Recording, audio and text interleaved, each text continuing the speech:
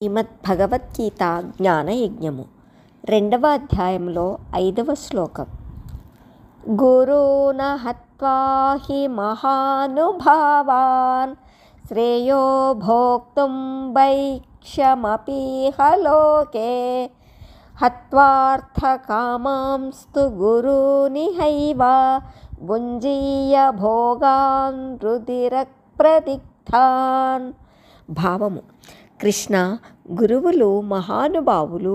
వాళ్లను బలి చేసి నెత్తురు కూడు తిని బ్రతకడం కన్నా వాళ్లను చంపడం మానేసి ఈ లోకంలో భిక్షమెత్తుకొని జీవించడం శ్రేయస్కరం కదా.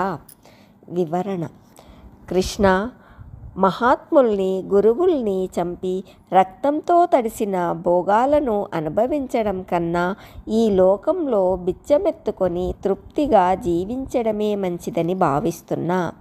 మాకు రాజ్యం లేకపోవచ్చు, మేము రాజ్యంలోనే ఉంటాము. రాజులు మమ్మల్ని పట్టించుకోకపోవచ్చు, ప్రజలు పట్టెడన్నం పెట్టకపోరు.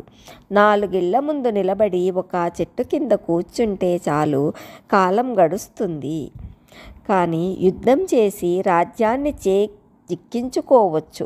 దానివల్ల ఒరిగేదేముంది? రక్తసిక్తమైన ఆహారాన్ని భుజిస్తూ బతికినంతకాలం నరకాన్ని అనుభవిస్తూ బ్రతకాలి. కానీ అలా కాకుండా యుద్ధాన్ని విరమించి బిచ్చమెత్తుకొని జీవిస్తే బతికినంతకాలం తృప్తిగా జీవించవచ్చు.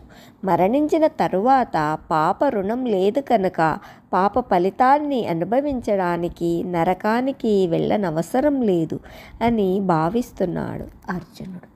హరి ఓం తత్సత్.